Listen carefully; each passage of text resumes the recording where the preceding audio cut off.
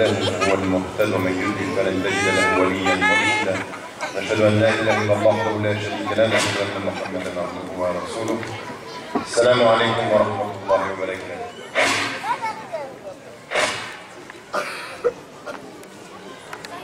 Il y a de la place pour ceux qui sont debout. Ça va durer au moins 3 heures, donc il faut vous asseoir. Il y a de la place, je crois, par ici. Qu'est-ce qu'il faut mettre? D'abord,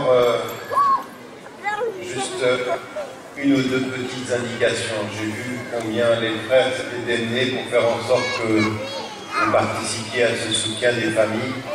500 francs suisses pour une famille. Si vous y réfléchissez, 500 francs suisses pour une famille sur une année, si vous répartissez ces 500 francs sur 12 mois pour ce qui vous concerne à payer, c'est tout à fait quelque chose d'abordable.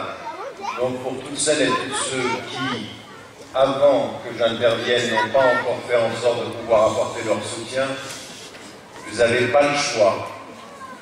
Il faut vraiment que vous manifestiez.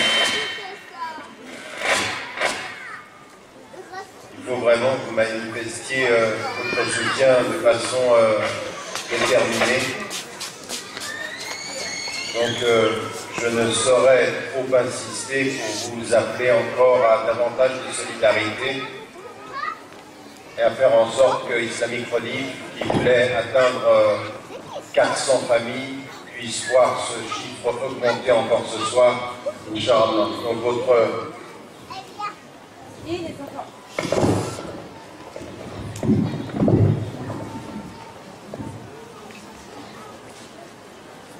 Donc, là vous m'entendez? Donc, votre solidarité est le bienvenu. Deux choses que je vais vous demander pendant le temps d'intervention. On va essayer de faire une intervention de 35-40 minutes, Inch'Allah, puisque même si les frères voulaient que ça dure autant que je veux, il y a des contraintes horaires et il y a Salat el-Maghrib tout à l'heure. Donc on va essayer de se tenir à une quarantaine de minutes. J'aimerais vous demander, pendant le temps de la conférence, quel que soit ce que vous entendez, que ça vous plaise ou que ça ne vous plaise pas, je vous demande de ne pas applaudir. Je ne veux pas d'applaudissements, ni parce que ça vous plaît, ni parce que tout à coup vous pensez que c'est bien d'applaudir émotivement. Vous aimez bien que les conférences que vous écoutez soient des conférences avec une certaine substance et une certaine structure. J'aimerais vous dire de la même façon que on confond parfois des rencontres comme celle-ci. Je comprends qu'émotivement on a envie de manifester quelque chose, mais à un moment donné, quand on entend quelque chose d'intéressant, il vaut mieux prendre 15 secondes de silence et y méditer que de réagir émotivement et d'applaudir. Les 15 secondes que vous prenez pour y réfléchir vous donnent de la substance et vous font réfléchir. L'émotivité vous fait réagir au plaisir, mais pas forcément réfléchir au sens. Donc, et c'est même bien aussi pour moi parce que c'est bon pour mon ego. Si vous commencez à applaudir chaque fois que je dis quelque chose d'intéressant, mon ego pourrait prendre possession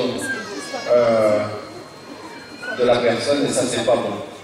Donc s'il vous plaît faites en sorte simplement on va faire une réflexion ensemble sur le sens de la solidarité à partir de nos références musulmanes et en même temps que de nos références musulmanes il faut effectivement réfléchir à l'universalité de notre contribution dans le domaine de la solidarité.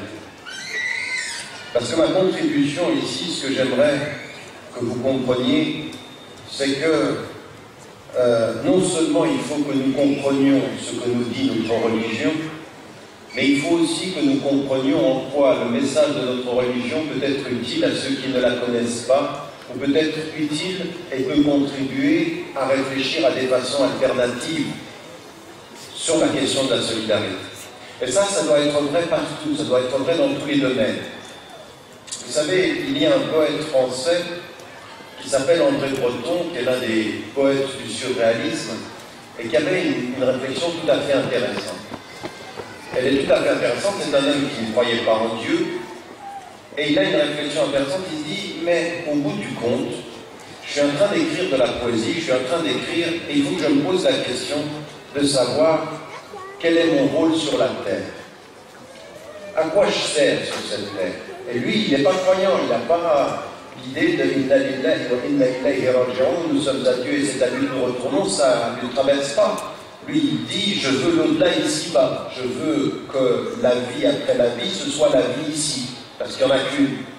Et à un moment donné, dans un texte qu'il écrit, où il parle d'une femme qui l'a énormément surpris et qui l'a changé, qui s'appelle Nadja, il dit, ce qui justifie ma vie sur la terre, c'est ce qu'il fait que je suis unique et je dois trouver ce qui rend ma présence unique par rapport à la présence de tous les autres.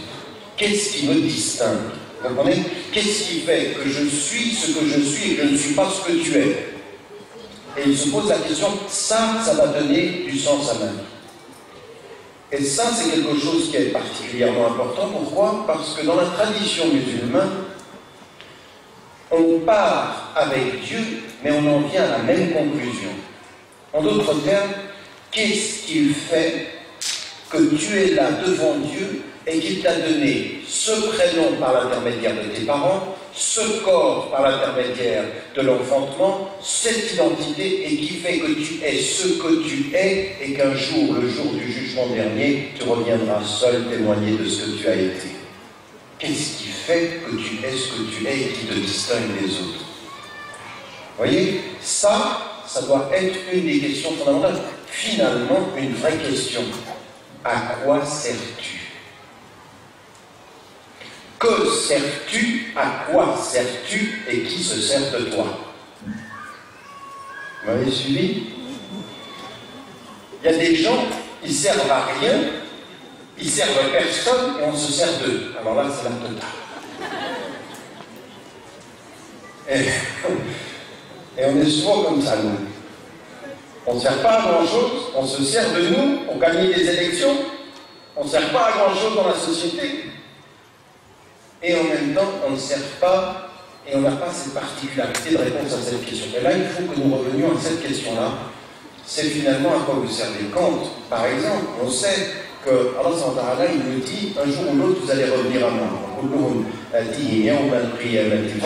connaît ce verset, je le répète toujours, un jour ou l'autre, chacun d'entre nous viendra devant Dieu tout seul. Et donc, vous ne pourrez pas demander à votre père, vous ne pourrez pas demander à votre mère, mais à quoi j'ai servi sur la terre? Vous arrivez tout seul. Vous ne pouvez pas demander à vos enfants.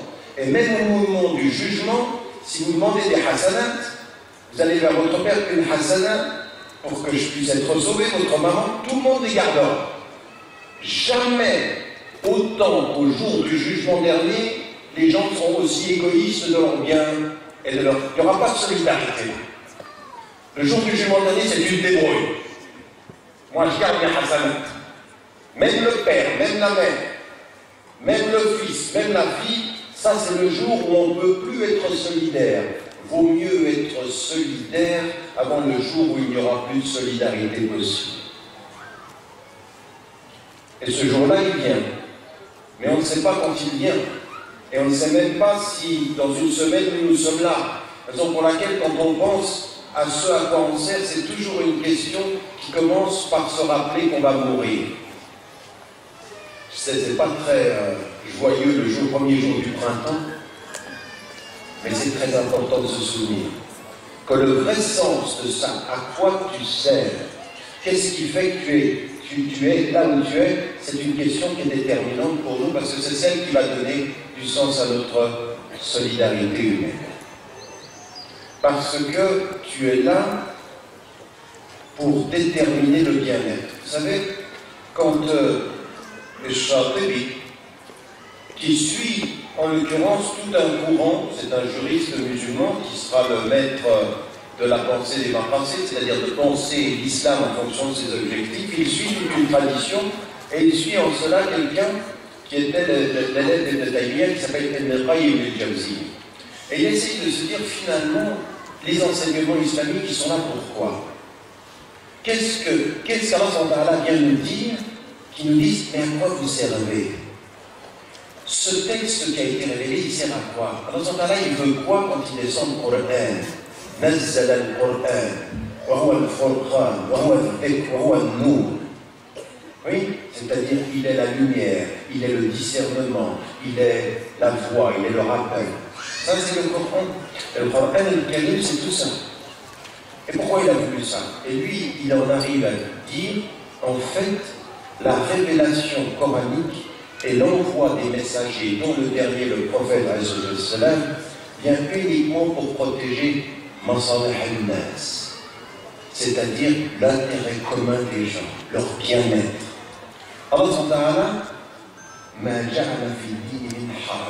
il n'a pas mis dans la religion de la paix. Et il est dit dans le Coran, et il est dit dans le hadith du prophète que ce pourquoi on doit venir sur la terre, c'est Bashirou, c'est-à-dire appeler les gens à la bonne nouvelle. C'est une bonne nouvelle. Cette religion, ce n'est pas une religion de la mauvaise nouvelle. Elle vous dit tu vas mourir, mais si tu sais comment vivre, même ta mort est une bonne nouvelle. C'est quand tu ne sais pas comment vivre que mourir devient une très mauvaise nouvelle. Si tu as oublié comment vivre, ça veut dire que tu as oublié que tu vas mourir. Mais si tu oublies comment vivre et que tu oublies comment tu vas mourir, eh bien ta mort est une mauvaise nouvelle. Mais dans le fond, Bashirou, voilà, appelez les gens à la bonne nouvelle. Et la bonne nouvelle, elle est basée sur quoi? Yassiru, voilà, c'est-à-dire faciliter les choses et ne les rendre pas difficiles. Donc on a un message qui va nous dire cherchez à quoi vous servez dans l'intérêt des gens en facilitant la voie et en appelant la bonne nouvelle. Je viens de synthétiser toutes les 4 dimensions que j'ai commencé à dire. Vous m'avez suivi? Il faut suivre. Hein. Si je vous demande de ne pas applaudir, c'est que vous devez suivre. D'accord? Appelez à la bonne nouvelle dans la facilité, en sachant à quoi vous servez et ce qui vous distingue des autres aussi, qui fait que vous êtes différents. Et là, ce qui est important dans cette perception-là, c'est comment voulez-vous faire cela si, devant Dieu, vous n'avez pas un statut d'autonomie? Comment vais-je savoir que je suis distinct de toi, que je dois servir à quelque chose sur la terre, que je dois appeler à la bonne nouvelle, que je dois faciliter les autres, si je ne suis pas libre? Je dois être libre. Et Omar, quand il dit, est-ce que vous allez faire des gens qui deviennent des esclaves, quand leur mère les ont fait naître libres, il est en train de dire l'un des éléments essentiels de l'islam. Si l'islam est une bonne nouvelle, c'est qu'il demande aux gens de trouver la voie de la facilité dans la bonne nouvelle devant Dieu, mais avec une condition. Tu ne trouveras la voie de ta distinction et de la facilité que si tu es un être libre.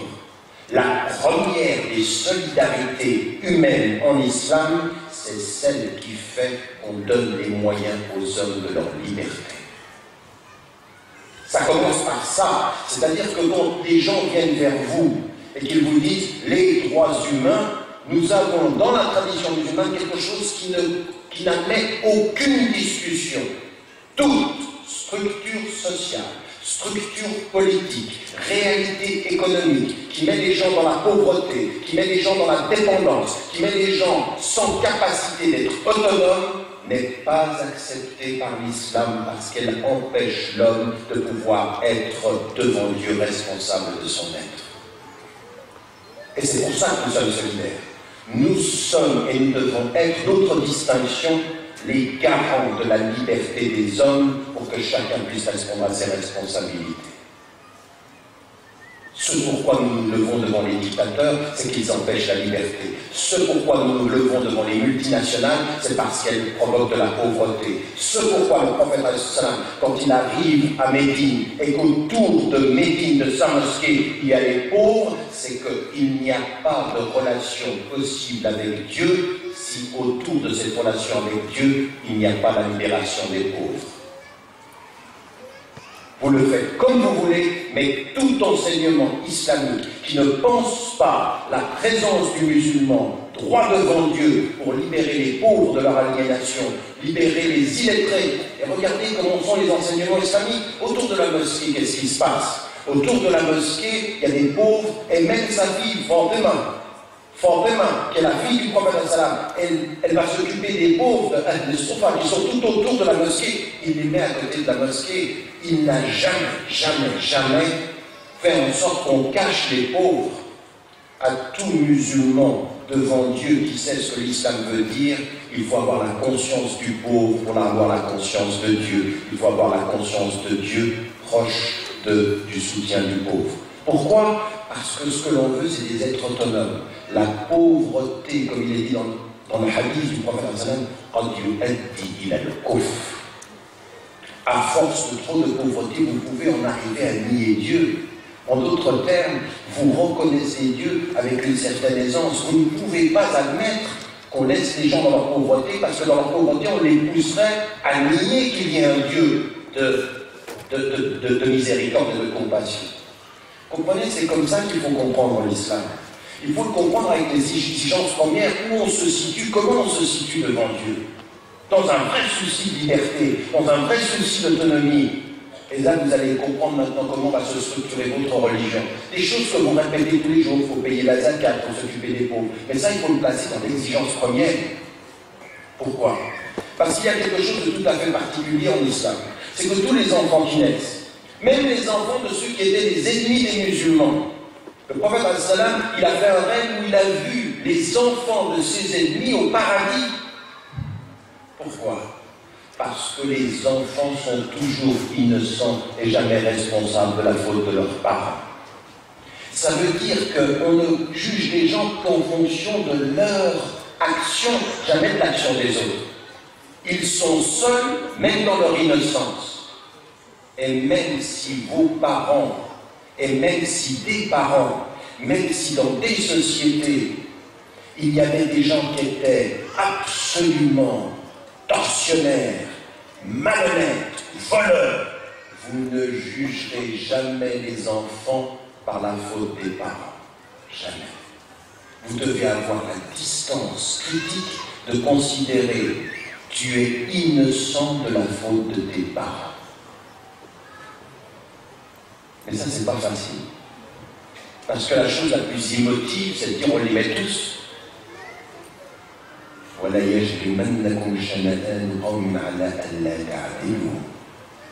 Que la passion et la haine d'un peuple, quand vous voyez ce que font les parents, ne vous amène pas à devenir injuste. Et la première des injustices, c'est de condamner les enfants par la faute des parents.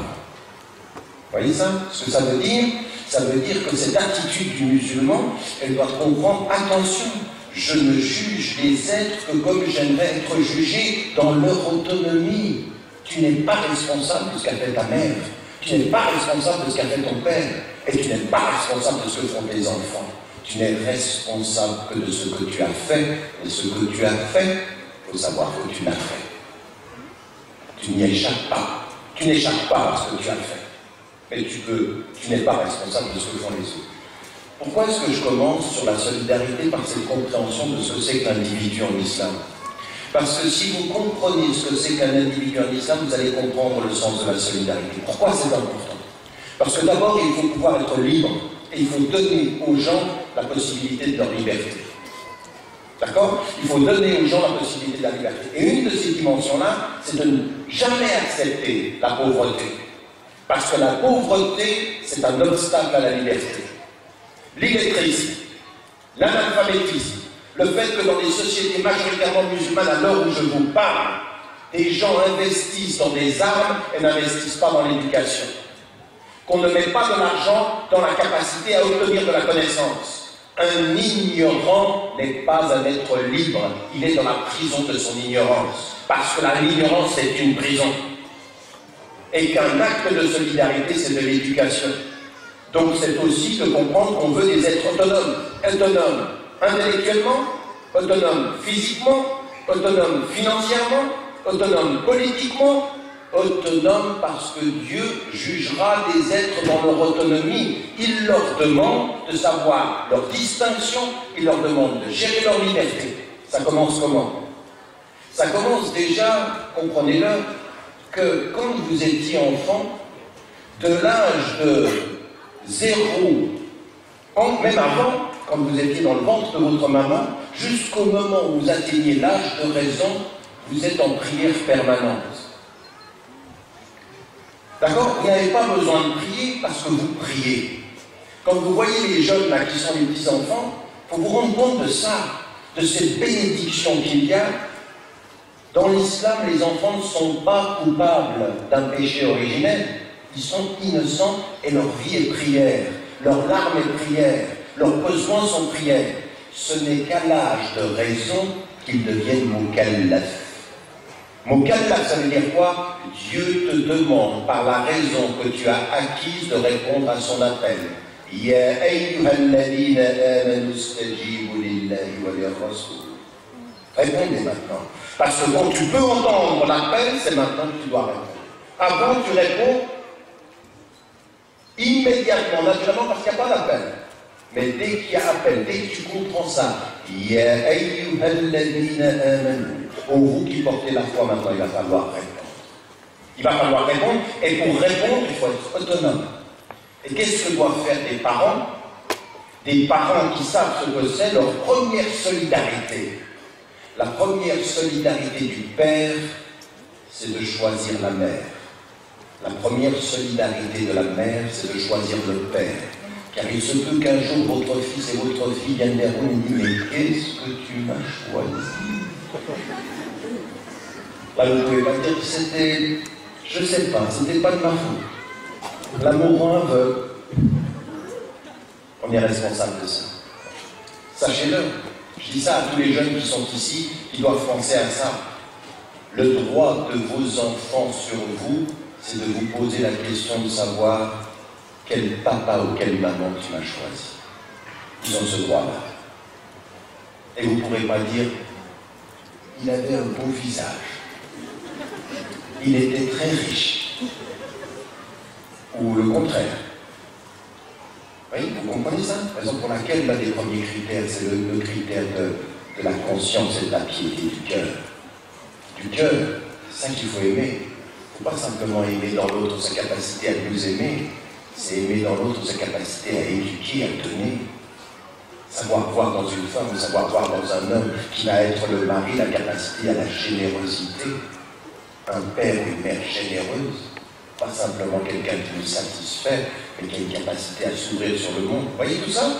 Ça, c'est la première des choses. C'est notre première solidarité de parents. Mais ensuite, ce qu'on doit faire, c'est donner à ses enfants la capacité d'être autonomes. Et qu'est-ce que ça veut dire? Ça veut dire les éduquer. Parce que ça veut dire quoi, éduquer? Et ta vie, l'éducation, c'est je vais t'accompagner jusqu'au moment où tu vas pouvoir aller tout seul. À un moment donné, je ne serai plus responsable de toi. Tu ne pourras plus revenir vers moi. Mais tu as un droit. Tu peux revenir vers moi un jour et me dire, toi, mon père, tu ne m'as pas donné les moyens de marcher tout seul. Toi, ma mère, tu ne m'as pas donné les moyens de marcher tout seul. Tu m'as fait ignorant de ma religion. Il y a des parents ici, aujourd'hui, qui pensent encore que la seule chose qui soit juste, c'est que tu réussisses à l'école. Mais réussir à l'école sans réussir dans son cœur, c'est échouer 2 fois. C'est réussir dans son cœur qui permettra de réussir justement à l'école. C'est mettre la connaissance de l'école au service de la connaissance du cœur. Pas une connaissance qui te fasse gagner de l'argent seulement, mais une connaissance qui te fasse de gagner de l'argent peut-être, mais que cet argent, tu le serves avec le cœur, pas uniquement avec tes intérêts. Pas uniquement d'être le premier. Donc nous, ce qu'on doit comprendre, c'est que dans notre éducation islamique, ça commence là. Ça commence avec cette éducation qu'on donne à nos enfants pour qu'ils deviennent autonomes. Posez-vous la question aujourd'hui, chacun d'entre vous. Parce que celui qui n'a pas les choses, il ne peut pas la donner. Donc quand vous êtes là, vous donnez aujourd'hui, vous donnez de l'argent, vous l'avez, vous le donnez. Mais faites attention. Faites attention au fait que donner de son argent, ça vous permet d'avoir une bonne conscience et que vous ne réfléchissiez pas aux choses essentielles. Quand je faisais de la solidarité avec des jeunes, pendant 15 années, je prenais des jeunes dans le tiers-monde et je faisais en sorte qu'on développe une pédagogie de la solidarité. Pas simplement de la solidarité, une vraie pédagogie, c'est-à-dire qu'est-ce qu'il faut pour qu'on comprenne, pas qu'on fasse de la charité. Vous savez, dans le livre Mon intime conviction, il y a un homme qui m'a changé. Et il est colombien, il n'est pas musulman. Un jour, je le fais venir dans une classe et regardez ce qu'il fait. Il vient de Colombie et je l'amène dans la classe. Et à un moment donné, je lui dis, il vient de nous parler des problèmes des Colombiens. Et souvent, dans notre solidarité, on regarde les gens un tout petit peu en leur disant, bah, vous êtes des pauvres, on va vous aider, un tout petit peu de pitié comme ça, pour les pauvres, on va les aider. Et lui, il commence on avait 45 minutes, pendant 20 minutes de son exposé, il dit, voilà notre culture, vous savez, on a des danses traditionnelles en Colombie, il met des cassettes avec de la musique et il dit, voilà comment ils dansent traditionnellement. Et moi, je regarde, je me dis, il n'a rien compris, lui. Pourquoi il leur parle de ça? Et à un moment donné, il arrête net. Et il leur dit, vous savez, je vous ai parlé de ceci, parce que j'aimerais que vous compreniez que le peuple colombien, avant d'être un peuple qui a la pauvreté et qui a la violence, c'est un peuple de personnes qui ont une culture, qui ont une fierté, qui savent sourire, qui savent être. En d'autres termes, il a envoyé aux jeunes, attention, vous ne venez pas m'aider moi avec de la pitié, vous venez m'aider avec le respect. Et le respect, c'est de savoir que j'ai une identité, que j'ai une autonomie. Vous me respectez dans le soutien. Vous allez voir que dans la tradition musulmane, c'est ancré. Le respect de celui avec lequel on est solidaire. Pourquoi? Parce qu'au départ, on a compris qu'un être humain, nous, on est là dans la solidarité pour l'aider à être autonome, pas à être assisté.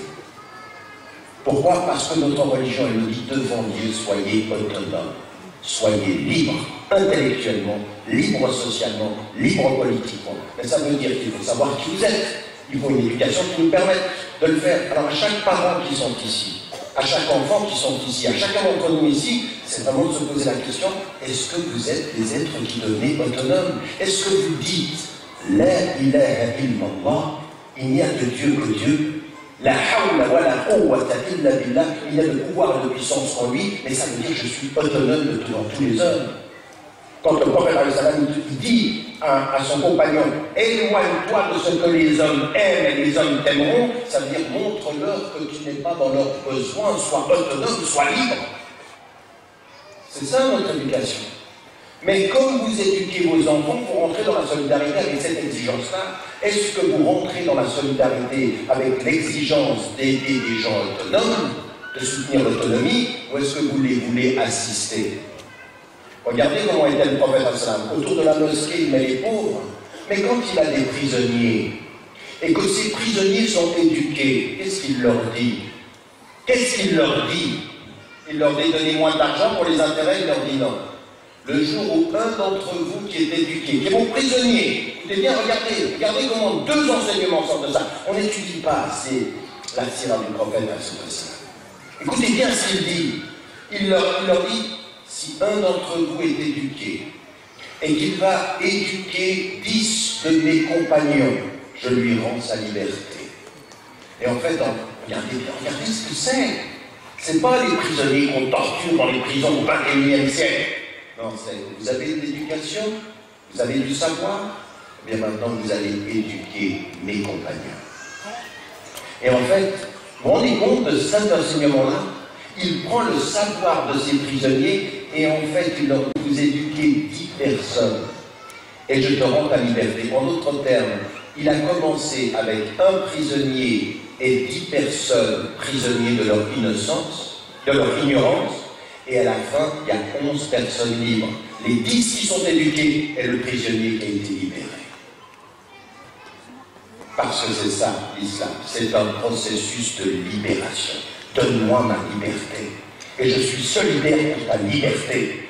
Je veux ta liberté. Je ne veux pas que tu sois emprisonné dans la souffrance du pauvre. Je ne veux pas que tu sois emprisonné dans l'ignorance de l'illettré. Je veux ta liberté. Ma distinction de musulman sur la terre, c'est chercher la paix des êtres libres.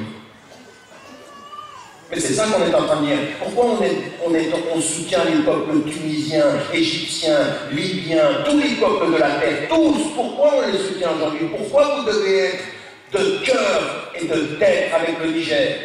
Moi, je suis très surpris des peuples d'Afrique du Nord, de la Tunisie, de l'Algérie, du Maroc, même de l'Égypte, de mon pays. Quelle ignorance ils ont de l'Afrique, quelle ignorance ils ont aujourd'hui de ce qui est en train de se passer en Côte d'Ivoire. C'est comme si ces pays n'existaient pas. Le Niger, qui est un formidable pays majoritairement musulman, et qui vit un drame de la pauvreté, un drame de la désertification. et dont on vient de trouver aujourd'hui du pétrole, et comme par hasard, le jour où on trouve du pétrole, il y a des extrémistes qui viennent et la possibilité pour l'Occident d'aller s'y installer, comme par hasard, parce qu'on nous prend pour des idiots. Parce qu'on nous prend pour des idiots. Et nous, ce qu'on veut pour le Niger et les peuples africains, c'est qu'on doit être solidaires, parce que ce qu'on veut, c'est leur liberté. Le jour où l'Afrique produira des Africains libres, autonomes et droits, alors le monde changera aussi. Mais c'est notre responsabilité. C'est à nous de savoir ça. Parce que notre enseignement islamique qui nous inscrit là-dedans, alors écoutez bien, le prophète, il met les pauvres tout autour de la mosquée. Parce que tu rentres dans la mosquée, tu vas te prosterner devant Dieu, tu vas dire à Dieu tous les remerciements, et tu sors de la mosquée, et qu'est-ce que tu vois? L'expression de tes propres insuffisances. Si dans ta société, il y a des pauvres, c'est que ta société n'a pas offert les bases du principe islamique. Tu dois encore travailler. Donc tu sors de la mosquée, tu es en face au pauvre, pas pour que tu deviennes un être de la pitié, mais un être de la conscience. Et c'est ce qu'il fait en situation de guerre. Regardez les titres de la guerre. Où est-ce que vous avez ça? Quelqu'un qui dit aux prisonniers, je prends ton savoir et j'offre la liberté. Aujourd'hui, qu'est-ce qu'on a dans les majorités des pays musulmans? Qu'est-ce qu'on a dans la majorité des pays musulmans? Des gens qui sont prisonniers, torturés. On ne paye pas pour l'éducation et on torture les prisonniers. On ne fait que les assister. Une fois qu'on a dit ça, maintenant on revient et on comprend. J'aimerais que vous compreniez cette philosophie-là. Pourquoi? Parce que l'islam, c'est ça d'abord. Mais quand vous comprenez ceci, c'est vraiment un appel à une responsabilité. Posez-vous la question, mais vraiment, combien vous vous donnez du temps à vous pour être autonome? Est-ce que vous êtes autonome? Est-ce que vous pensez vraiment par vous-même? Est-ce que vous avez fait l'effort de penser par vous-même? Est-ce que financièrement vous vous donnez les moyens de votre autonomie? Est-ce qu'intellectuellement vous pouvez être autonome? Est-ce que vous pensez pour vous-même? Est-ce que déjà vous le faites pour vous? Maintenant posez-vous une deuxième question. Vous êtes papa, vous êtes maman. Vous êtes un enfant, vous êtes une fille, vous êtes un fils, vous êtes un citoyen. Combien il y a de gens autour de vous qui peuvent dire que votre présence leur permet d'être autonome? Combien il y a de gens qui peuvent dire de vous, tu m'as aidé à marcher tout seul? Est-ce que votre fils peut vous regarder droit dans les yeux? Toi, ta maman, toi, ton papa, tu m'as aidé à marcher tout seul. Est-ce que ton ami, celui qui est ton frère, parce qu'il ne m'a nous dire quoi, qu'est-ce que ça veut dire? T'es mon frère, t'es ma soeur. Mais quand tu te places à côté de moi, dans la même ligne pour prier, toi mon frère ou toi ma soeur, j'ai une exigence. Nos cœurs doivent être unis, mais nos libertés respectées. Et ton autonomie doit être reconnue. Tu le fais dans la liberté. Qui autour de vous peut vous dire à vous, tu m'aides à être autonome, tu m'aides à marcher tout seul? Mais moi j'ai très peur de ça. Vous savez, à un moment donné, on dit, et tous ces gens-là qui viennent écouter, moi il y a des gens, ils m'écoutent mal. Il y a même des gens, ils m'écoutent, ils répètent ce que je dis. Le bon enseignant. Pourquoi le prophète al-Salam était le meilleur des éducateurs? Vous voyez comment il était le meilleur des éducateurs? En regardant ses compagnons. Vous voyez ses compagnons et vous regardez ses élèves, ils marchaient seuls. Abu Bakr al-Siddiq, il marche seul. Omar ibn al-Khattab, avec tout l'amour qu'il avait pour le prophète al-Salam, il a marché seul. Ce sont des gens qui ont suivi le maître, mais quand le maître a disparu, ils sont devenus des maîtres. N'est-ce pas? Ils sont devenus des maîtres autonomes. À un moment donné, moi, quand je vois les gens dans la salle, ils répètent ce que je dis. Et ils ont l'impression que, mais ça, c'est penser par procuration. Penser par procuration, c'est pas penser, c'est répéter. Vous savez comment ça s'appelle en langage biologique? Un perroquet. Un perroquet. Il répète. Et il est content de la tournure des phrases. Il dit, tu parles bien, mais je m'en fiche. Je m'en fiche de parler bien, c'est important, c'est la substance. Est-ce que tu comprends? Est-ce que tu l'as emmagasiné? Est-ce que c'est devenu toi? Est-ce que tu es autonome? D'être un assisté intellectuel, c'est être un assisté. Tu ne la vois pas, mais tu as une béquille dans la tête. Tu marches avec une béquille, tu es un handicapé intellectuel. Vous me suivez? Mais la première des solidarités, c'est ce que disait l'intellectuel américain, qui disait de son professeur, il ne m'a pas enseigné à penser comme lui, il m'a aidé à penser sans lui.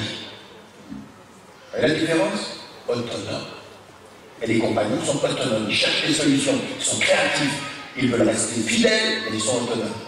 Et en islam, si vous n'avez pas compris ça, l'exigence de l'hurriya, parce que la responsabilité, pourquoi? Quand vous lisez le Coran,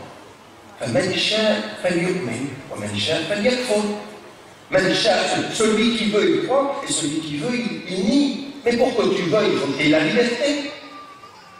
Pas de liberté, pas de responsabilité.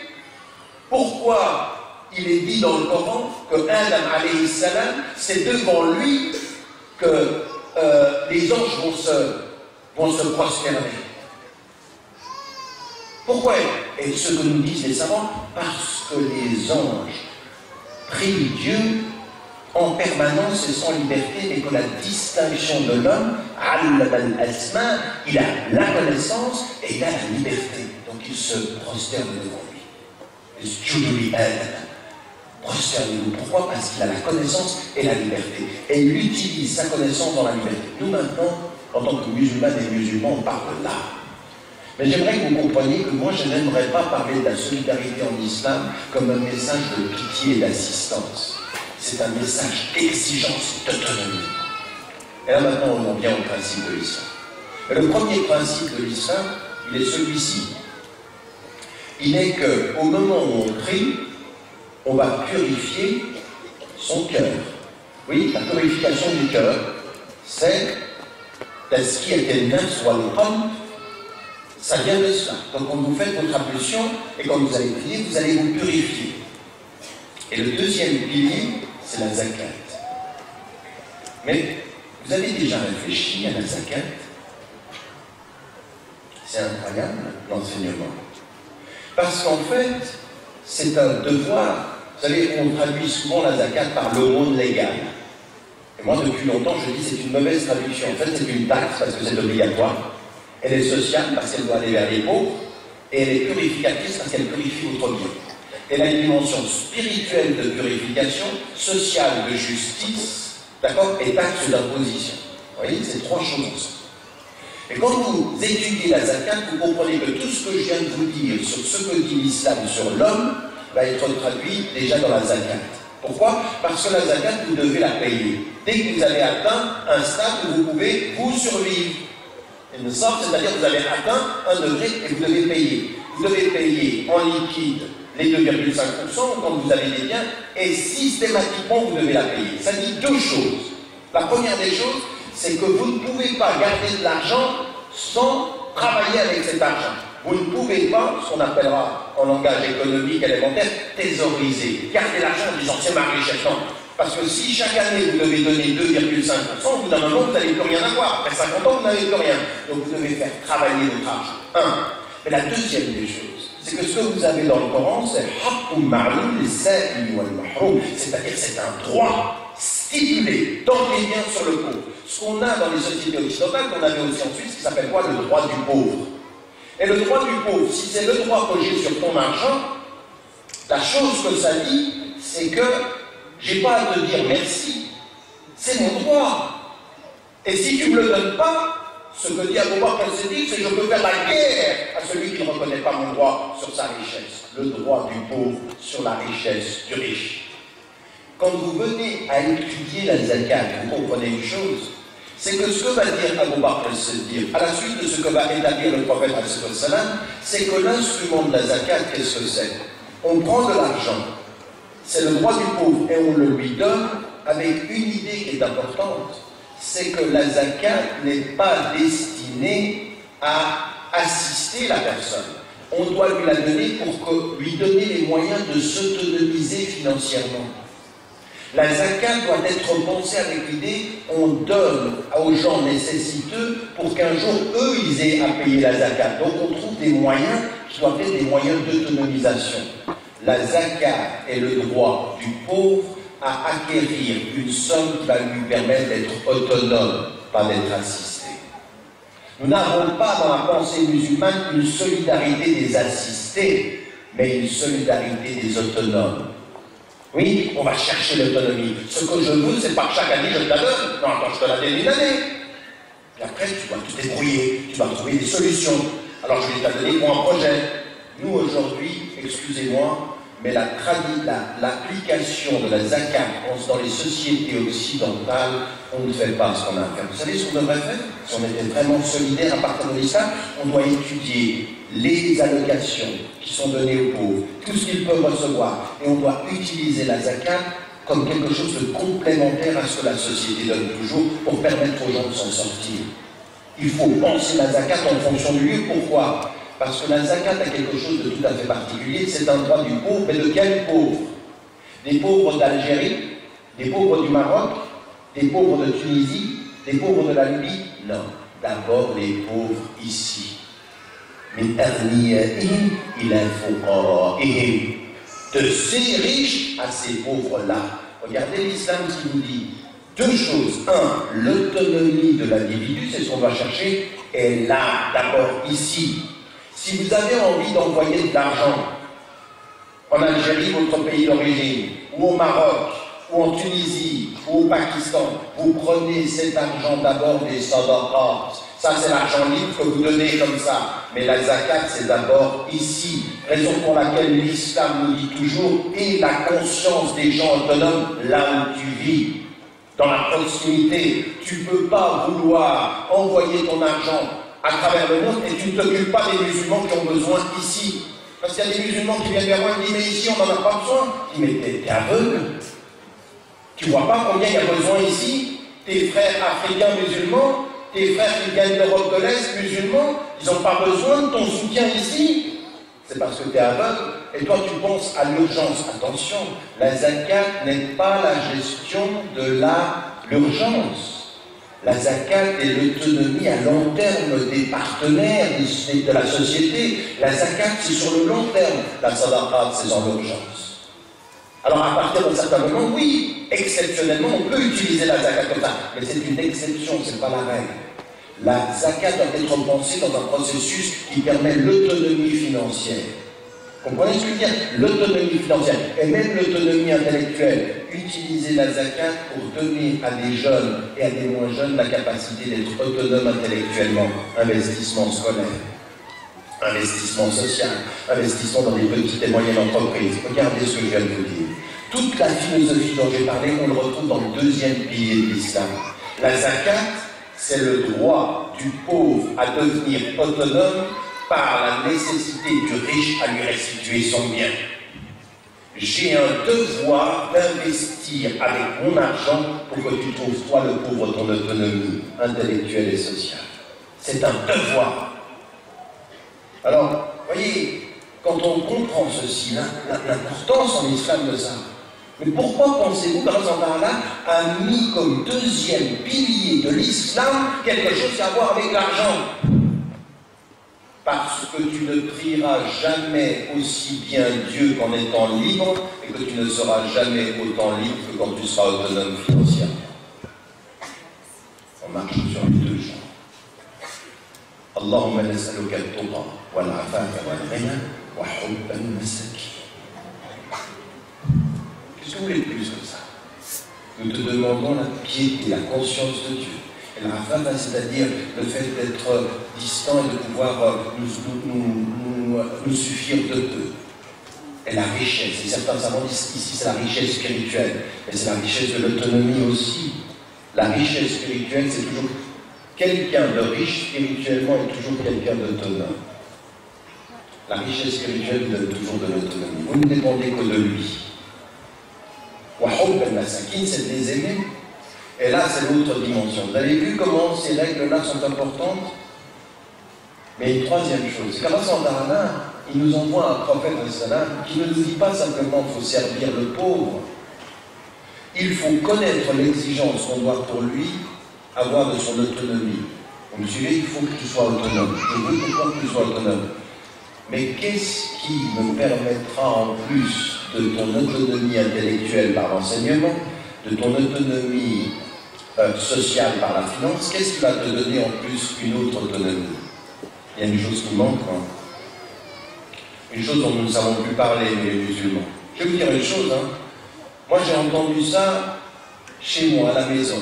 J'ai beaucoup entendu parler d'affectif, de tendresse et d'amour. J'ai toujours compris l'islam par cette porte-là. Moi, la porte par laquelle je suis rentré dans l'islam, c'est pas le halal et le haram. C'est cette dimension de l'amour. Ce qu'on m'a dit, moi, de mon grand-père, quand il y avait des attaques, qui disait, il répondait, ça nous parle de l'unas et du hub. On va réagir aux gens par l'amour. C'est par ça qu'on répond. Tu m'attaques avec des insultes, je te réponds avec le sourire. Tu me jettes ta haine, je te réponds avec mon amour. J'aime en toi ce que tu es, je déteste ce que tu en fais. Je suis capable de voir en toi ce que tu as fait, et je n'aime pas ce que toi tu fais de ce que Dieu t'a donné. C'est pas facile ça, parce qu'il faut sortir de son ego, il ne faut pas se dire, toi tu ne parles pas comme ça, non. Des fois il faut le dire quand même. Des fois il faut dire aux gens, toi tu ne parles pas comme ça. Sinon on est des lâches. Il y a beaucoup de lâches qui vous font passer leur lâcheté pour de la sagesse. C'est des gens lâches sans beaucoup de sagesse. À un moment donné, il faut dire non, quand tu ne me parles pas comme ça. Mais ce que je veux dire par là, c'est que Allah il nous fait dire dans l'invocation du prophète l'amour du pauvre. C'est-à-dire que ce qui va donner l'autonomie au pauvre, c'est pas comme la façon, il faut l'aimer. Voyez, posez-vous la question. Moi, je ne sais pas comment la pauvreté dans votre vie, elle se situe, ou simplement à des moments donnés où, pendant le mois du Ramadan, on devient plus généreux. Le prophète, il était généreux tout le temps et plus pendant le mois du Ramadan. C'est pas il était généreux jamais et seulement pendant le mois du Ramadan comme vous êtes en train de devenir. Nous, on trouve le prétexte du Ramadan pour ne rien faire pendant 11 mois. Dans lui, il était plus pendant le mois du Ramadan. Mais ce qui est important ici, c'est de se rendre compte dans... Moi, je dois finir, là, je me suis laissé aller. Je vous ai dit ça quand je suis... Et là, j'avais encore 3 points à faire, je n'ai même pas 5 minutes. Enfin, je ne sais pas. Qu'est-ce que je disais? Oui. Je ne sais plus ce que je disais. C'est gentil de me dire le mot, mais je ne sais plus ce que je disais. Mais c'est pas grave. Je reprends.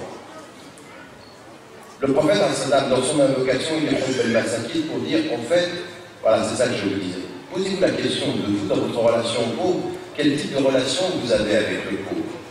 Est-ce qu'il y a un véritable amour? Et c'est ça. C'est quand je suis parti en Amérique du Sud que j'ai rencontré des gens, des prêtres de la libération, qui lisent la Bible par la lecture du pauvre, et je les ai énormément entendus parler d'amour. En fait, ça m'a rappelé ce que j'entendais à la maison. C'est-à-dire qu'à un moment donné, il faut que tu payes la zakat, ça c'est un devoir. Oui, il faut que tu payes la zakat, c'est un devoir. Il faut que tu permettes l'autonomie des gens, c'est un objectif. Mais il faut que tu les aides et c'est le moyen. Aimer l'être, lui donner par devoir et essayer d'atteindre son objectif. Donc ici, ça c'est notre travail en tant que musulmans.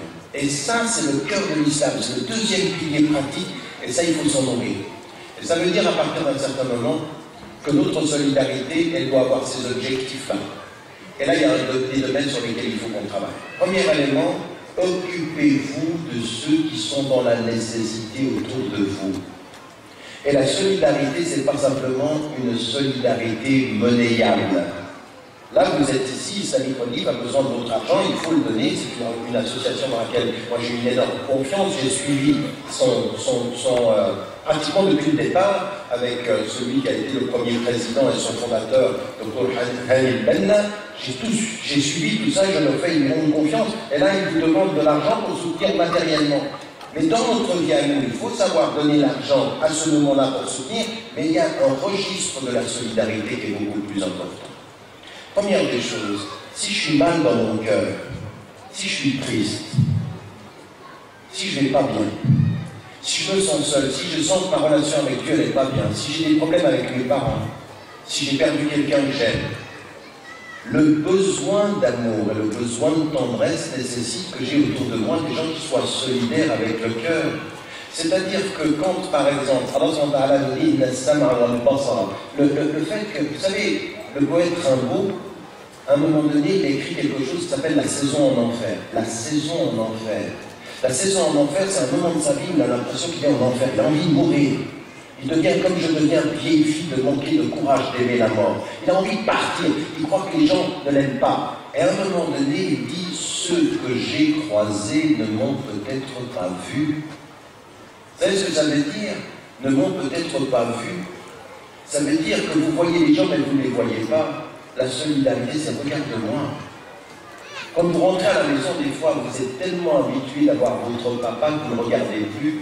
Vous êtes tellement habitué de voir votre maman que vous ne la regardez plus.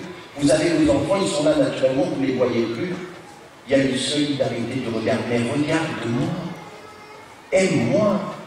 La solidarité de cet affectif-là est importante. L'une des plus grandes crises des familles musulmanes, c'est la famine affective.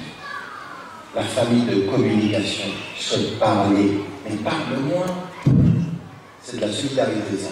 Vous savez, rentrer et pas regarder dans ses poches combien je vais te donner, mais combien je vais te prêter d'attention. Vous avez entendu le mot français? Te prêter de l'attention. Je te prête mon attention. Parle-moi. Je te regarde. Et lui, Rameau, il dit, ceux que j'ai croisés ne m'ont peut-être pas vu. C'est-à-dire, il me voyait, mais il ne me voyait pas. Il y a des moments donnés, c'est quand on perd quelqu'un qu'on s'aperçoit qu'il était là, en fait. Avant, il faisait partie des meubles. Littéralement des meubles. Il était là, mais il n'était pas là. La première des solidarités, la solidarité du cœur. Quand vous aimez les gens, vous les regardez. Quand vous aimez les gens, vous les écoutez. Quand vous aimez les gens, vous communiquez. À tous ici, j'ai un conseil moral élémentaire. Quand vous rentrez chez vous et que vous allez manger en famille et éteignez la télévision.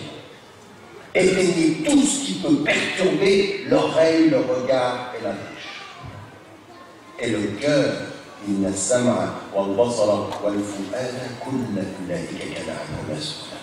sera questionné sur tout ça. Qu'est-ce que vous faites de ça en famille? Et si vous rentrez à la maison, il y en a, ils rentrent à la maison, ils ne mangent pas ensemble, ils se parlent. Ça, c'est la première des solidarités. Ça commence là. Ça commence aussi à l'école, à l'université, au travail. Votre distinction, quelle est-elle? Tout à l'heure, il y a un jeune adolescent. Il était tellement content de me voir, il me donne la main, mais il ne me regarde plus, il est en train de regarder celui qui prend la photo. Oui, il m'a oublié, en fait, il m'a oublié, alors je lui ai donné la main, j'ai serré un peu. Tu me regardes maintenant. Regarde-moi, je suis devant toi. Parce qu'attention, c'est pas parce que ton cœur se réjouit que tu oublies que j'ai un cœur qui te regarde. On n'est pas égoïste même avec ses sentiments. Vous voyez ce que je veux dire? Cette solidarité-là, elle est importante. Ensuite, la solidarité intellectuelle, c'est-à-dire là où nous sommes, réussir à faire en sorte que nous soyons dans une... Je vais terminer tout de suite. Que nous soyons dans une communication, que nous soyons dans un échange intellectuel. Et ça ne suffit pas, ça. Là maintenant, qu'est-ce que vous faites intellectuellement pour vous devenir autonome vous-même? Vous lisez? La première solidarité que vous avez par rapport à vous-même, c'est de la lecture, de façonner une intelligence, mais c'est aussi de dialoguer, de discuter, de débattre, et de donner ça à vos enfants. Équipez vos enfants intellectuellement, équipez-vous intellectuellement, soyez équipés. S'équiper intellectuellement, c'est devenir autonome. Donc il y a une solidarité intellectuelle. Et puis il y a une solidarité sociale, celle dont on parle, financière, économique, de soutien. Donc toutes ces solidarités-là sont importantes. Et il y a une dernière solidarité. Et celle-ci, elle est aussi très importante, on en a parlé aujourd'hui. Quand on parlait hier, notre frère, on avait une conférence, et il y a un frère qui est venu nous parler de la Libye. Il y a une autre solidarité, c'est la solidarité des justes. Ya ayyuhalladhina amanu kunu qawwamina lillahi shuhada'a bil qist. Levez-vous comme témoins de Dieu, devant Dieu comme témoins de la justice et de l'équité. C'est-à-dire qu'il y a la solidarité de ceux qui sont pour la justice. Personne n'est autonome quand l'ordre politique est injuste. Et nous devons être solidaires de tous ceux qui se battent pour leur justice et leur dignité.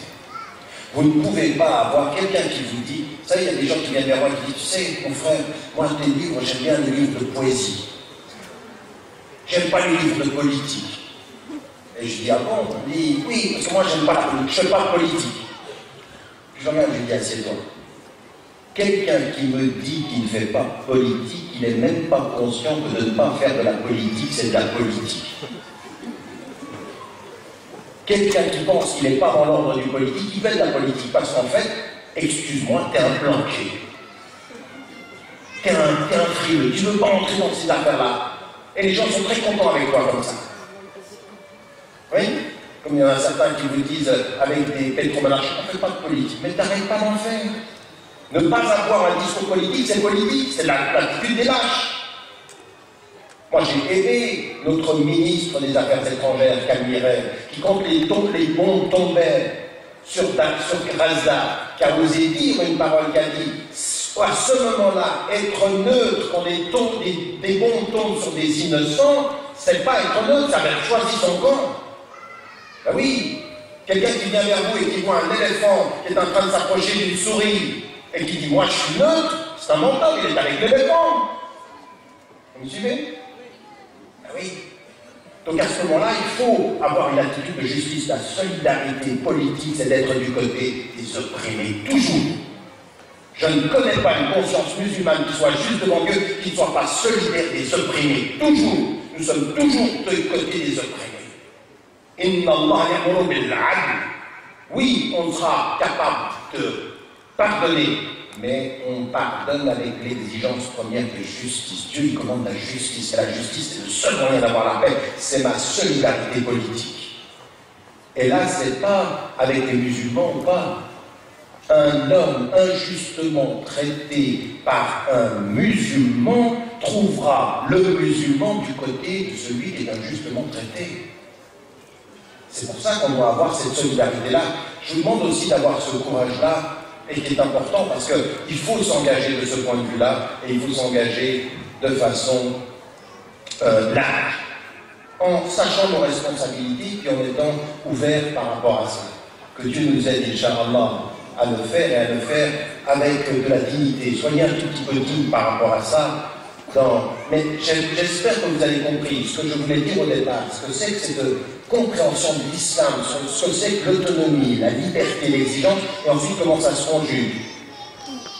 Affectivement, politiquement, financièrement, socialement, le sens de la zakat par exemple, et ensuite de la sadaqa que vous devez donner en permanence. Et en toutes circonstances, soyez sereins. Aujourd'hui, j'ai eu beaucoup de gens qui sont venus vers moi et me disent « Mais c'est dur en ce moment d'être musulman. » Mais écoutez, ce message-là que nous avons, il doit nous rendre sereins. Donc, quel Allah, je veux dire, soyez sereins, on vous attaque. Mais ce n'est pas le problème. وَإِذَا خَاطَبَهُمُ الْجَاهِلُونَ قَالُوا سَلَامًا. Paix sur toi. Soyez beaucoup plus sereins que vous l'êtes. Comme ces gens vous attaquent, apprenez à sourire. Apprenez à avoir un peu d'humour. Vous savez ce qu'on a beaucoup perdu, les Nord-Africains, là, on est venus en Occident, on a perdu beaucoup de notre générosité, de notre humour. On est un tout petit peu des timorettes. Il faut apprendre à... C'est halal de rire. Halal de sourire. Là, tout à l'heure, j'étais avec des frères, on m'envoie un email, je reçois des emails sur les catastrophes du monde, puis il y en a un de temps en temps, il y en a un qui m'envoie un email comme ça pour rire. Et je vais arrêter là-dessus. C'est l'histoire d'un cheval et d'un mouton. Vous me suivez? C'est l'expression d'un hadith. Et le cheval, il est très mal. Il va très très mal. Et donc il est allongé, et le fermier, il vient voir le cheval, il ne sait pas quoi faire. Il appelle le vétérinaire. Et le vétérinaire regarde le cheval qui est malade, il lui dit, c'est très très dur. Si dans 3 jours il n'est pas debout, il faut le tuer. Et le mouton, il a entendu. Donc quand le fermier il part avec le vétérinaire, le mouton il va vers le cheval, il dit, écoute, toi, si dans 3 jours tu n'es pas debout, ils vont te tuer. Et le cheval, pris de panique, se lève, hop, tout va mieux. Et le fermier revient, et il voit le cheval debout. Et il dit, un cheval extraordinaire. Il dit, il faut qu'on fasse ça. Il va abattre le mouton. Résultat, ayez-vous de vos affaires.